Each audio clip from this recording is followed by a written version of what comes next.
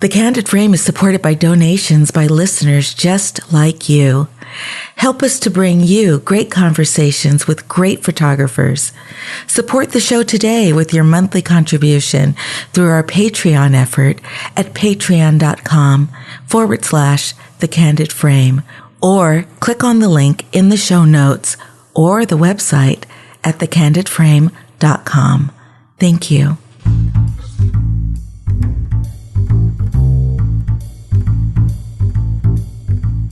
This episode of The Candid Frame is brought to you by Squarespace. Start building your website today using squarespace.com.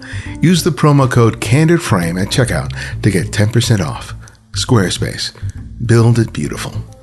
And we also have the support of MePhoto, who has just introduced their latest generation of tripod and monopod, the MePhoto Airs. They're lighter, smaller, more stable, and more colorful than ever. Find out more about this and other great designs by visiting mephoto.com and use the code TheCandidFrame to get 15% off any MePhoto purchase. That's MePhoto, MEFOTO.com. This is Ibadian X, and this is The Candid Frame. One of the great things about choosing the life of a photographer is the opportunity it provides you to connect with other people. Even the shyest among us suddenly have permission or an excuse to reach out and connect with another human being. The results are sometimes fantastic photographs, but there are moments when the encounter itself, even the briefest of ones, provides memories that make the photographs all the more special. Photographer Castro Frank is a person who treasures such moments. He not only likes making photographs of people, but he loves the time he takes to get to know his subjects, even if it's the result of a chance encounter on the street. It's an attitude that, when combined with his visual style, makes him the kind of photographer that clients and fans are drawn to.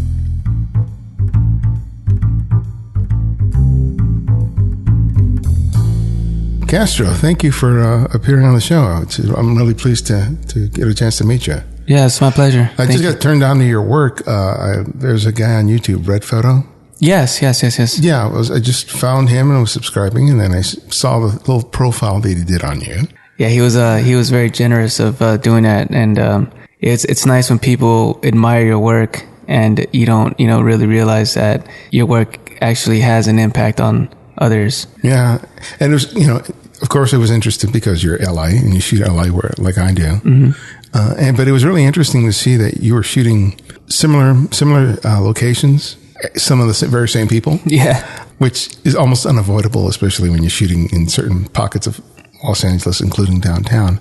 But what's interesting about your work is that you really engage with your subjects in a way that a lot of street photographers don't do. Tell me about that. What is it about wanting to connect with your subjects that's so important to the work that you do on the street? To be honest with you, the reason why I find myself connecting with the people I shoot, and then I tell this to everyone that asks, is very important, because to get a portrait is one thing, but to connect with your subject is another form of art. And being able to extract some type of feeling from the person that I'm talking to and capturing that on my camera, I think that's more powerful and potent for the message that I'm trying to pretty much express to the people that are viewing and watching my work. For me personally, I do have a connection with a lot of these individuals that are disenfranchised or addicted to drugs or even alcoholism, because these things are a lot of the things that I've been through as a child, and I was being raised around my environment. Mm-hmm. So it's easy for me to relate to it, and it happened naturally, to be honest. It's a subject that is kind of a cliche in terms of people photographing people who are disenfranchised, people who are, involved with alcoholism or drugs, right. And they're often objectified. So that's why I find your work interesting, is because you are attempting to reach a level of intimacy with your subjects that get conveyed in your photographs. Right. But that's not necessarily an easy thing to do. right? It's not. Because a lot of people are very suspicious about the camera in the first place. Absolutely. So how did you sort of begin to sort of bridge what you desired to get from them, as well as trying to sort of make them realize that you wanted to do more than just capture a photograph? Everyone has a story, and some people are on the streets for many reasons. Not all of them are, addicts. Some are, veterans. Some are simply, they just fell into a dark place that got them to the place they're at that time, or, when I'm talking to them. So for me, I try to engage them as I engage someone that's just like me, that has a home, that is fortunate to have a job. And it's very organic. It's not forced. I approach them with respect, and I just talk to them like I talk to anybody else. I am a very outgoing person. That's just my personality, my character. So I have that advantage of being able to use that as a tool to get close to people that are strangers, and I get the advantage of having them trust me at that moment, and using those tools, like the stories that I capture. And I love portraiture. I've always loved it. So those two together I just decided just to share people's stories and continue with it. And I didn't have a direction as to where I was going, but I just did it because I love it. I love to hear people's stories, and the stories that I've shared on my social media and other platforms really has reached a lot of people. And I get a lot of messages, thanking me for the inspiration of trying to be a better person, or even trying to be better on their own with some of the struggles that they're going through. So I think that's important for me. And I think as a photographer, sometimes we strive to find ourselves and to find our niche. But for me, it's just about sharing people's lives with others and allowing something to grow from it organically. And my intentions were never to change or impact someone's life. I just simply did it because it's just easy for me to connect with the people based off of the things that I've been through in my life. As much as you feel comfortable, can you tell us about what your upbringing was like? Because you do mention that you had some impact by, drug addiction or alcoholism in your family or immediate family. What was that about? Tell us, please. My father is, now he's luckily doing better, but when I was growing up, he was an alcoholic. One of the ones that didn't show much, but now that I look back, the patterns was very much an alcoholic. He was a drug addict because of all those things. And even in the neighborhood where I grew up in, a lot of gangs, a lot of drugs, prostitution. So these things, and of course, I don't blame anybody, because my mom did the best she could and my father did the best he could as well. But we got to a place of living in an environment that it wasn't up to me. It wasn't up to any of us. This was what we can afford at that time. And unfortunately, it's like that for millions of people. People that are in Section 8, people that are on government assistance. And I don't knock them. I mean, that it is what it is. You got to respect it and grow from it and learn how to adapt to changes. And because of my father, his addiction and his alcoholism, I seen it firsthand. I remember seeing my dad at a psych ward, because after so much intake of drugs, it got him to a dark place and he became schizophrenic, and he still battles with that to this day. And, watching him go through that and watching him go through the struggles on his own, it was difficult, because I was just 16 when I remember, seeing my dad in those conditions, and I didn't know how to react to it. I didn't know what to do. I mean, what does a 16-year-old kid do? Yeah. And of course, we didn't have social media as a platform, as outreach, or, it's easier to do things now. I mean, back when I was growing up, it wasn't, we didn't have a computer. I had no cell phone, so it was difficult. It was different. So everything was just kind of word of mouth. Like my friends used to say, like, yeah, I seen your dad by the railroads talking to himself. And I would just ignore it because I didn't want to feed into it, because that's my dad. I don't want to. Right. It's kind of one of those things where it wasn't embarrassing, but at the same time, it's nothing that I wanted to speak about because it was delicate. So, because of all those things, I was able to be open-minded, and it allowed me to tap into places in people's minds maybe where it allowed them to be a little bit more open and knowing that it's okay. It's okay to talk about it. I mean, you don't have to hide. But it's a tough place to be, not only when you're young, but also growing up in a Latino household where issues of mental health and drug addiction are often not talked about. Right. Especially if it's mental illness. Right. It's like, okay, no habla de eso. Yeah, Don't tell anybody else about that. Yeah. Keep it a secret. That makes it all the more difficult. But it makes sense in terms of what I've seen about your work, and what I've seen you say about your work is that having witnessed that in your own family gives you a sympathy or even an empathy for people that you see on the street that are obviously suffering from that. Because one of the things about mental illness that I've learned from having my own family member that's suffering from schizophrenia is the whole idea that the drug addiction is an outcome of them trying to self-medicate, of them trying to sort of manage their own demons. Right. And that when you know that and you've experienced that firsthand, it gives you understanding, and you look at people that are suffering from that are out in the street very, very differently. True. It is very true. Not to say that, you can walk up to a schizophrenic and be like, hey man, how are you? You got to be very careful. Yeah. I've seen a lot, even I've experienced firsthand, people trying to attack me. It's okay. You got to understand though, that's part of it. That's part of what I do. Just like a police officer does his job on the street, approaching a suspect that could be armed. The first thing is to protect and serve. And that's just what they go by. Mm-hmm. So for me, it's connect and, being able to gain that trust and then exposing my camera. I don't walk up to somebody with my camera in my hand. That's just not what I do. Right. I try to be respectful and let them know, like, hey, look, this is what I do. Would you be willing to allow me to, capture this moment? So what are you looking for? What do you react to when you're out on the street? And when you do see someone, what's your approach? Recently, it's funny. Everyone is different. As they give me the time to speak to them, they show different sides of their character. It's just like a casting of a movie, It's like when you're casting a director and you're looking for a certain person to play a certain role. Mm-hmm. You don't know what they have until they show you, until they speak to you, until they start acting. Then you're like, okay, I love that personality. I want you to be part of my movie. For me, it's kind of the same approach. I open a conversation, and if it flows and they start showing me these different sides and they start doing different actions, then my subjects become a lot more interesting.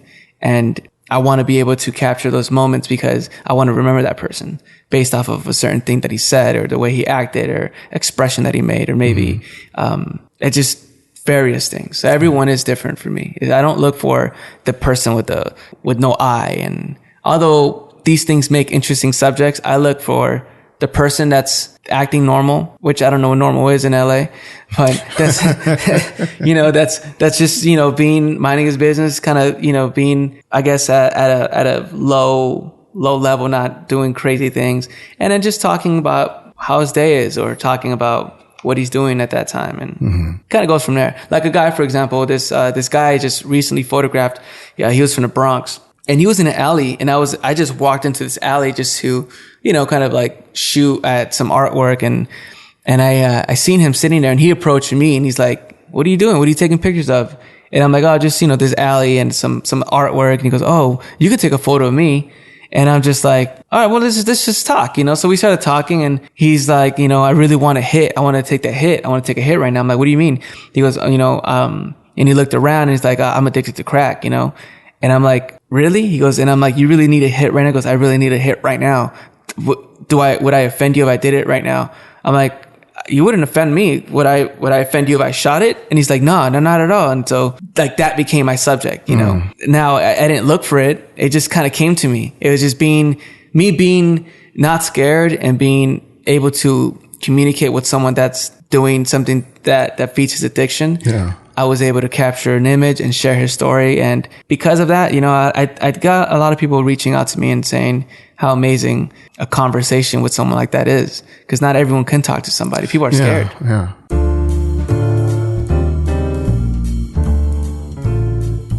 The year is almost over. And though it's been a tough year in a variety of ways, hopefully it's been a great time for your photography. I know it's been for me. And as you look at some of those images that you've produced over the past 12 months, hopefully you're seeing growth and successes. And when you look at those images, make sure to take pride in what you've accomplished. But you don't want to just relegate those images to the dark recesses of your computer. You want to share those images. And while Facebook and Instagram are wonderful, your own website allows you to really demonstrate how far you've come as a photographer.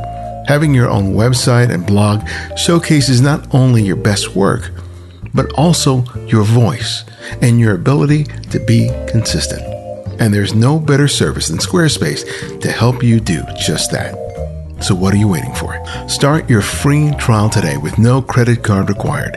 Visit squarespace.com, and when you decide to sign up for Squarespace, make sure to use the offer code CANDIDFRAME to get 10% off your first purchase. Squarespace. Build it beautiful.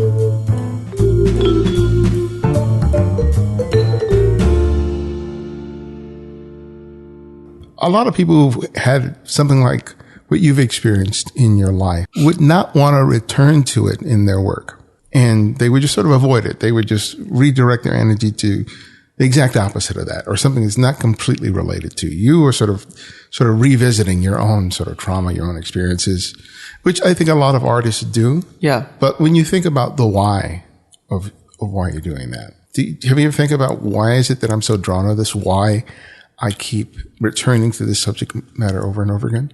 I don't want to say that it had to do with me being a product of my environment, because it's such a cliche thing to say. And although I do feel like some people represent that, I honestly, I like that grittiness. Maybe I appreciate me living in those conditions when I was a kid as an adult, because it taught me values and it taught me how to be a man.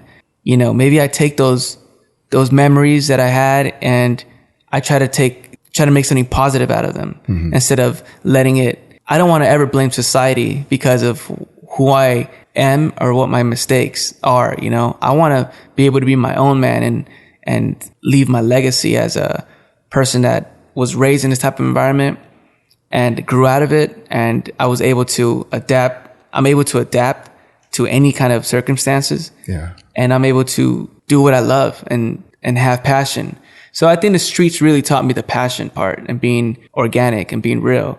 Maybe that's the reason why I photograph these type of subjects, because it's kind of my way of saying thank you almost. And these are valuable lessons. And if I can give hope to someone that's maybe in the same conditions that I lived in, possibly they can grow up to be something like seeing it as a blessing instead of being in negative. No, I got it. You know what I mean? How'd you come to start picking up a camera?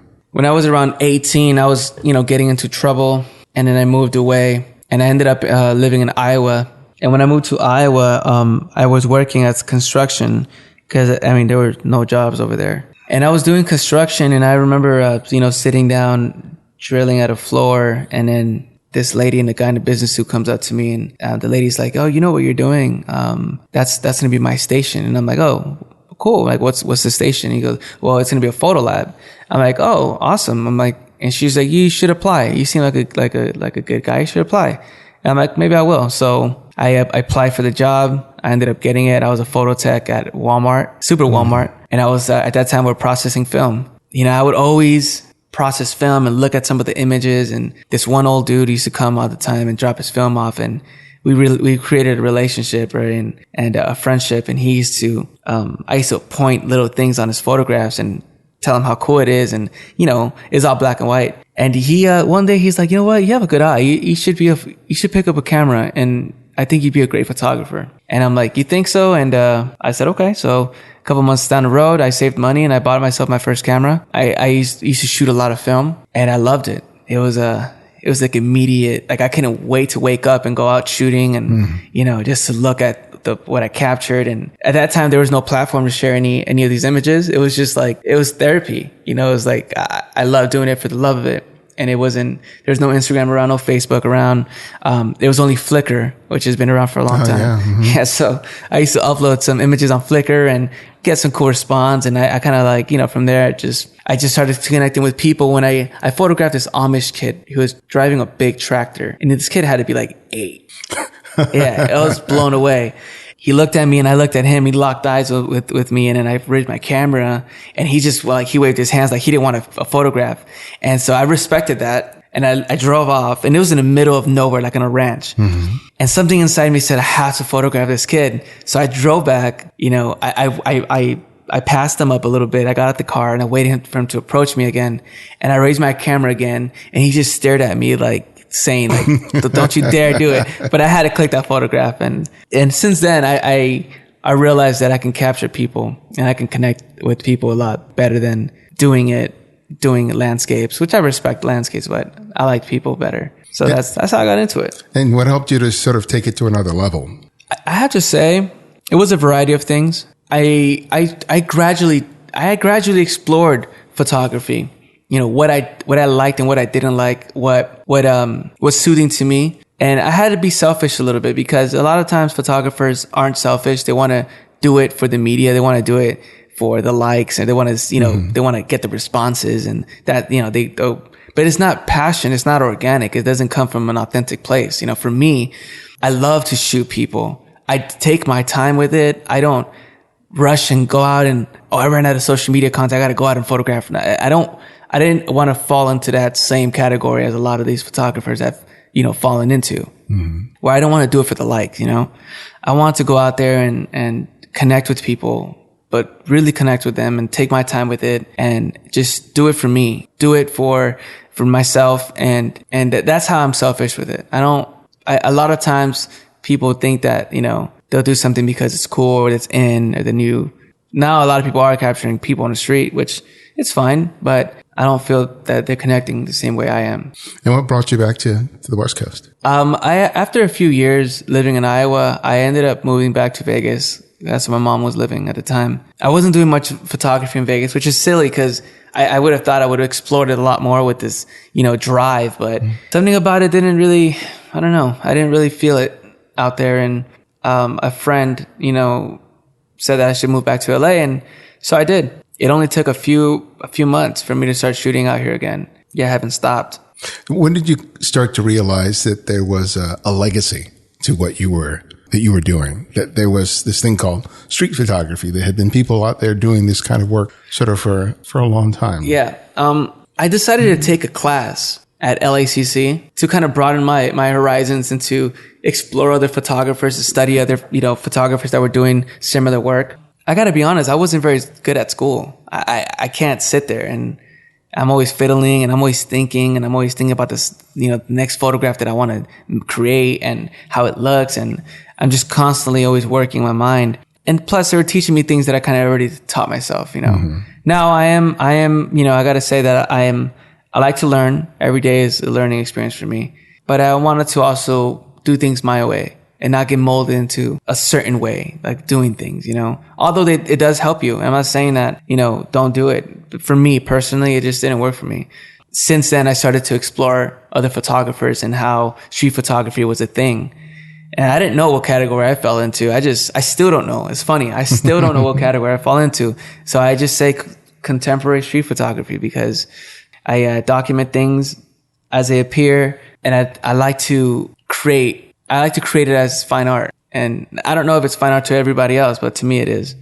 So when did you start thinking about, well, I'm creating all this work and I'm posting some of them on Flickr or Instagram, but I want to do more with it other than that? When did you start thinking about making photography more than just taking the picture, processing it, and then posting it somewhere online? It started because I wanted to, I made my mind up that I wanted to do this. This is what I wanted to do as a job. And, because the passion behind it was so intense, I only seen myself photographing and being able to show my work to the world. After I realized that Instagram and social media is an amazing outlet, because I was against it in the beginning. I didn't want to share anything on social media. I was afraid people were going to steal my ideas and thoughts, but they can't duplicate what you have created organically. It's just impossible. So I just started to explore it more, and I started to notice that galleries existed. I started to realize that editorials existed, that places that hire people like myself exist, and that I can make a living out of it. So I started to explore galleries and prints and how fine art works and how to print your own stuff and how difficult it is. And there's a lot of money involved. Yeah. Very expensive. But finally, I had my first show in 2011. It was called the Black Wall Project. And it was pretty much photographs of individuals of Skid Row and the community of Skid Row. And it wasn't just, the disenfranchised. It was everybody that lived in the community. And it did very well. They loved it. I had great response. And from there, I got contacted by eBay and they asked me to shoot their executives in the same form that I shot these individuals, which was going to be, it wasn't going to look the same, of course. And I knew that. But since then, that was my first, kind of like a go pass. It was like, okay, so this is how it is. This is what I had to do.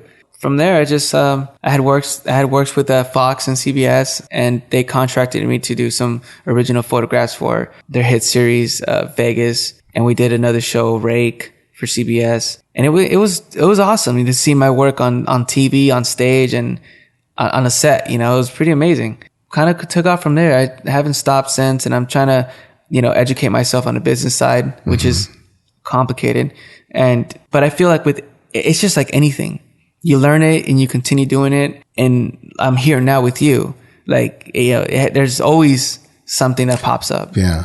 It's really interesting because you hear a lot of people talk about who have an affinity for working on the street. Yeah. And people say, well, how can you make a living from that? Because there's so many street photographers and, fine art world isn't interested in, there isn't interest in terms of the commercial editorial world, but you're just yet another example where when you bring your own unique style and your own unique flavor to what you're doing, people will see it and they will see what makes you an individual, makes you an artist. Right. And that's what they become invested in. Not so much what you're photographing, but how you're photographing. Yeah, exactly. And that's how you create your own style, know, which is difficult to discover your own style. Were you obsessed with that in terms of what is my style? Did you have that phase in your development? You know what? I think everyone has. I think everyone's like, so, what am I? Like, what type of photographer am I? And you ask questions.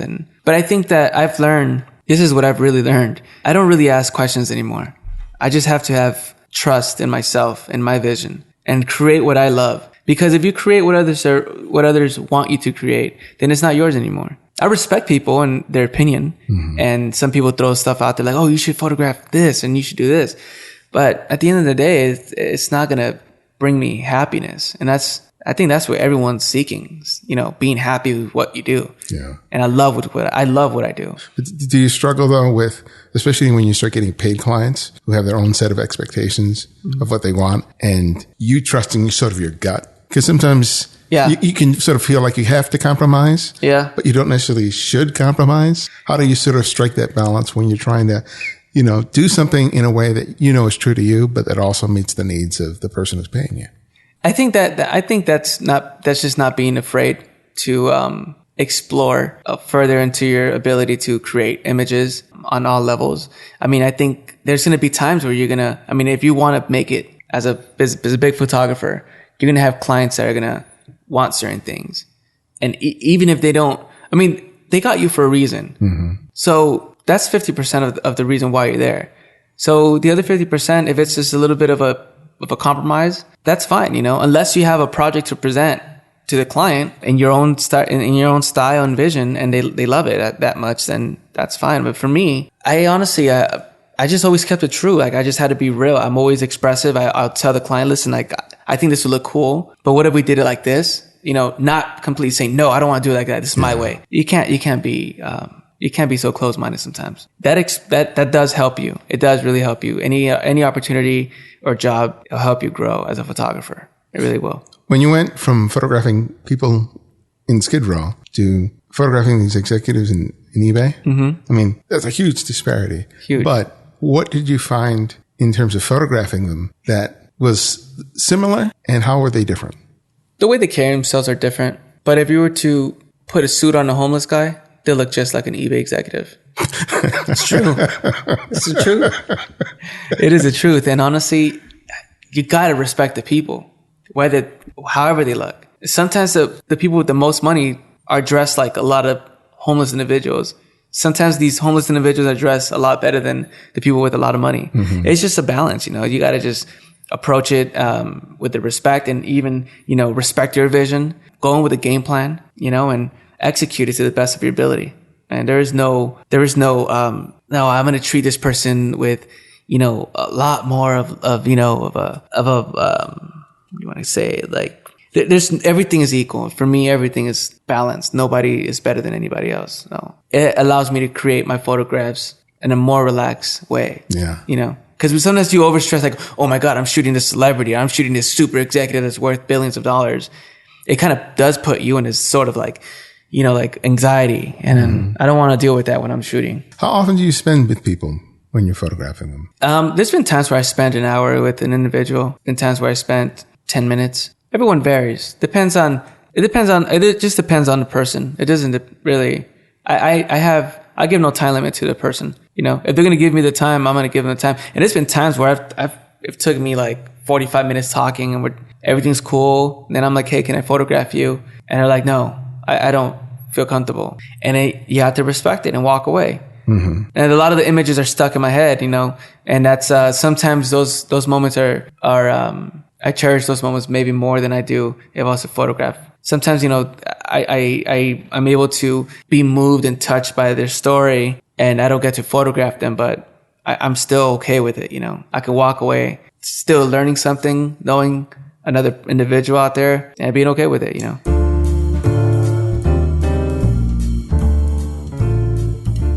Have you ever had the experience of photographing a beautiful scene, a beautiful moment, thinking that you have a killer shot, only to find that it was ruined due to camera shake?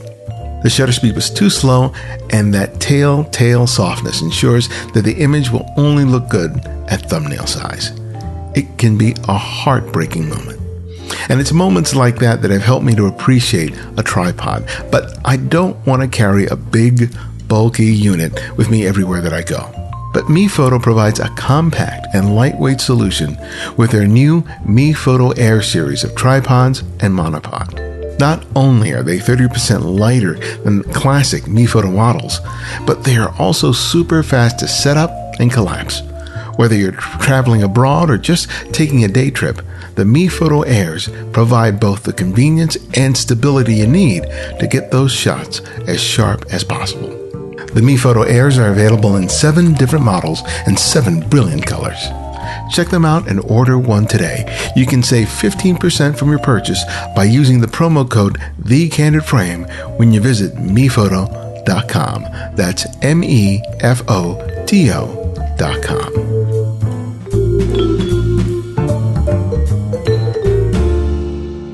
You know, you hear so many stories of all these different people and all these paths that they have taken to get to where they are. You know, what kind of perspective does it give to you on your own life, hearing these intimate details of stories? Because even though we interact with people all the time, we're rarely intimate with each other.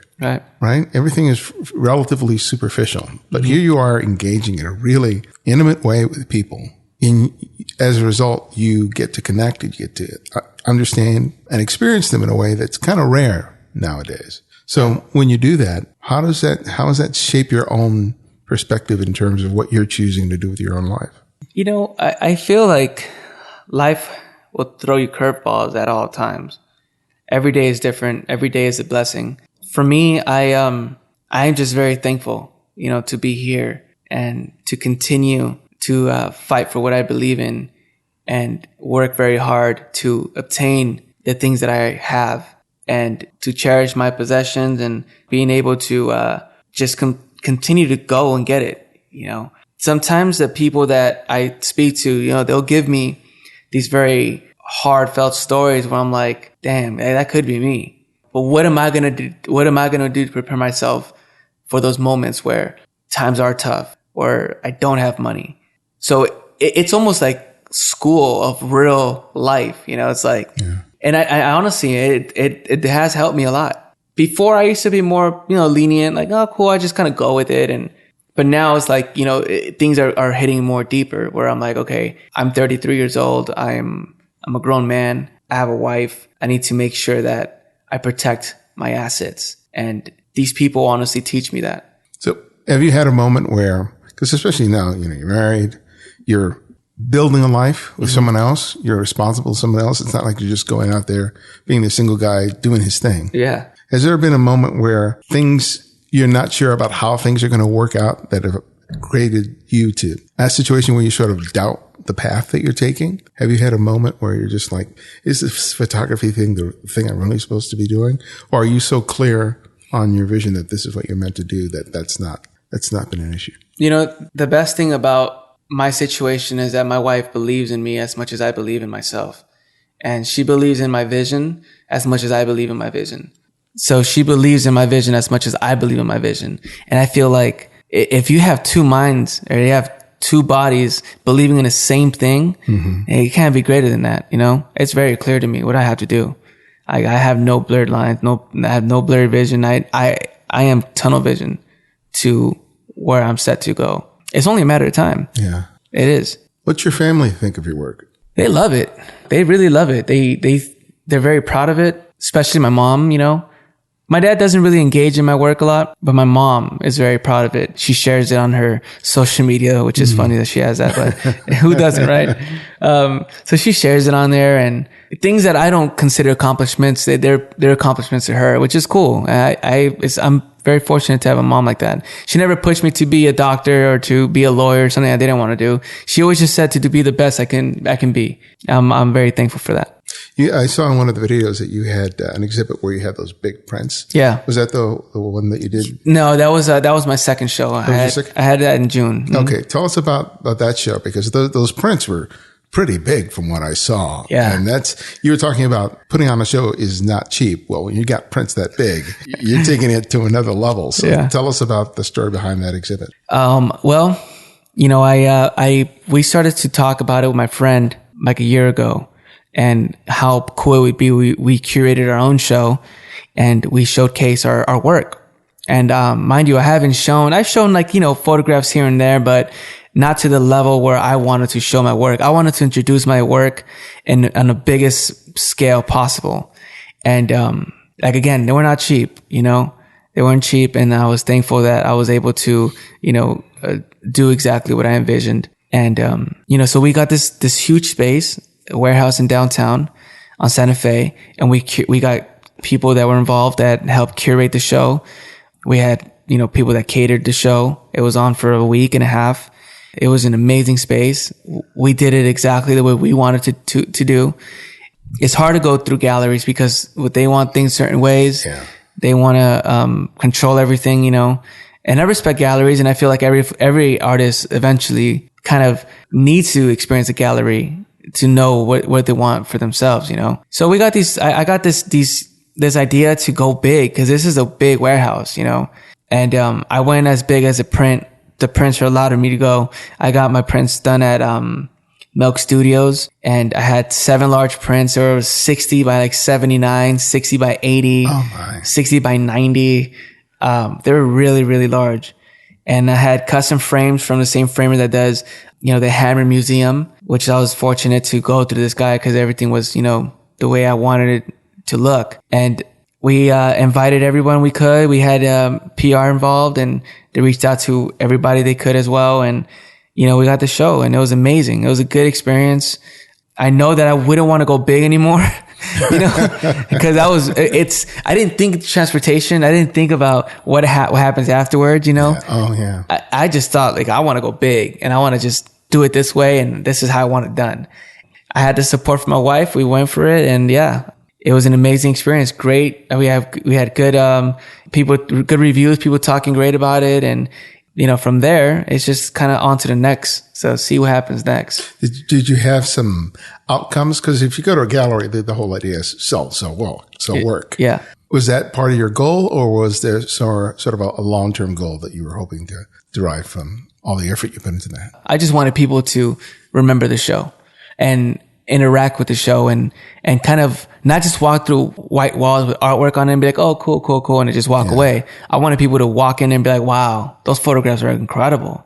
They're beautiful. And I want them to stare at it and remember them, It's kind of like it's like the elephant in the room, It's like, I wanted them to think of it like it was incredible. You wanted them to have an experience. Yeah. And impact too, I wasn't focused on sales, although that's, every artist wants to sell.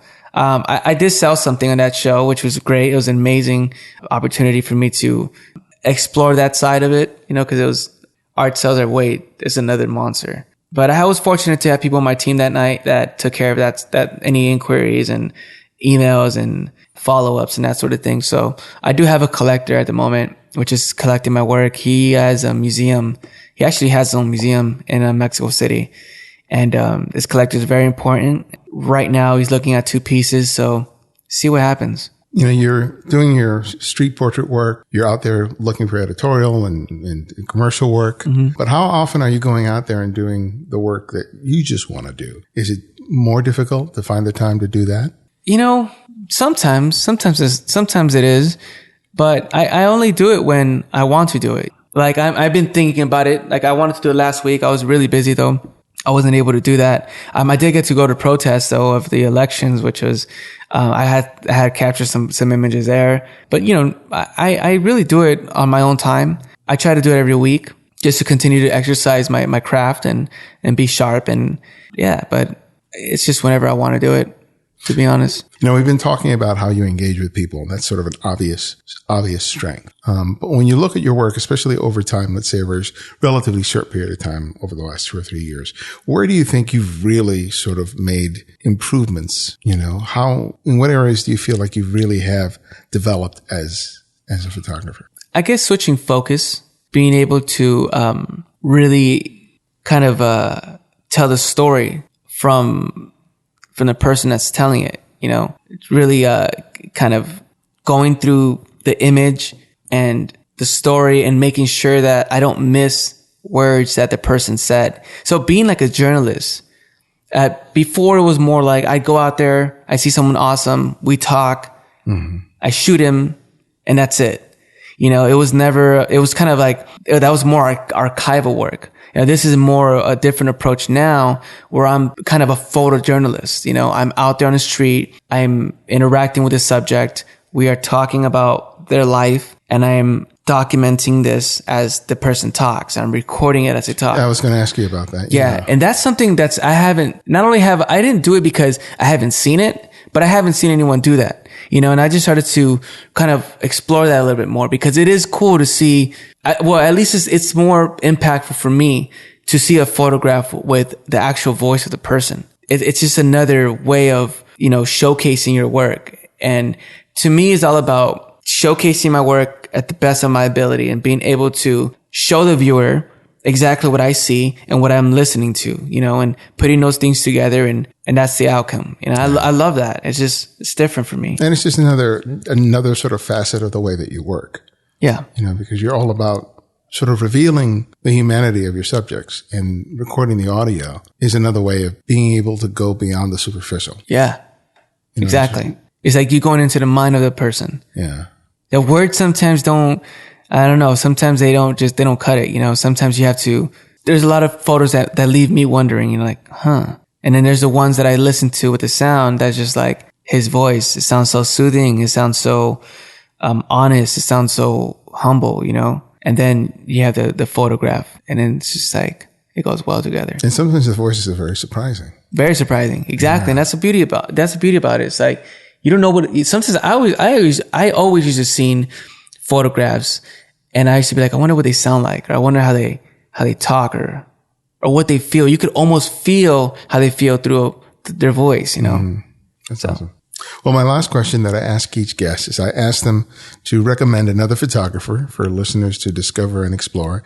And it can be anyone, someone you've long admired or someone you've recently discovered. So who would that one photographer be and why? Gordon Parks. I think that, he documented the times that we're kind of going through now in a different way, but his work is phenomenal. I mean, the segregation and the civil rights and, the color only, those photographs are stuck to they're stuck in my head forever. And a lot of people don't know who Gordon Parks is, and his work is something that I admire the most. And honestly, I strive to be like that, to be able to document my time right now in a way that will be remembered forever. And that's what he's done for me. Yeah, he's awesome. I got to meet him. Really? Yeah, when I was in college. I don't know if I ever shared the story on the show, but someone had his number, and I got his number, and I was going to go to New York and spend the summer. Wow. And I wanted to meet him. And so I said, just give him a call. So I call the number, fully expecting like a secretary or somebody to pick up. And he picks up, and I know his voice. Yeah. And I panicked and I hung up. And then the next day, I called again going, I hope he doesn't recognize my voice. Yeah. And he picked up, and I just told him I was going to be coming out and I'd like to visit and talk to him. And he was very generous. He said, just give me a call when you get there. And like the next day I was calling him, and it's like, I got there and went to visit him at his apartment, which is right across from the UN. Oh, wow. And at that point, he was in the midst of writing his third or fourth biography. I forget which one. And he had all these prints that I had been familiar with that he was considering for the book. Wow. And there was just all this stuff that was around the apartment because I'd read all his biographies, because I absorbed everything about him. It's like I knew the stories behind all the things. Yeah, and it was just like being in his presence for about, I think I was there for an hour. Wow. It was probably one of the most humblest things I've ever had the chance to do, to be in the midst of one of your heroes. Yeah. You know, he's one of the great ones. Oh, he so is. It's a great recommendation. He is, man. He's really, I mean, for me, you know, to be able to see his photographs and be like, he was there. Like he photographed that time. And that's really cool to see that, you know. And I want people to see that about my work. And be like, wow, he was there in front of this person. And this person photographed him, you know. Yeah. It's something for me that's an honor, you know. That's awesome. Well, Castro, thank you so much. It's my pleasure. Thank you for having me, and I appreciate you and the support and the love. And check me out at Meet Frankie C. Awesome. Thank you, guys.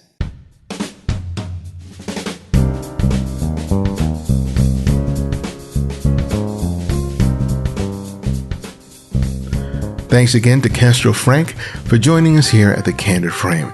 You can check out his work by visiting castrofrank.com. Remember that you can and do play a big role in introducing others to the work that we do here at The Candid Frame. Take the time today to write a review in the iTunes Store. You can also support the show by making a regular monthly contribution through Patreon. You can contribute amounts of $2, $5, $10 or more, or anything in between on a monthly basis, and help make a big difference to the work we do here at TCF. Thanks to Hannah Schreer and Nancy Wright for your support of the show.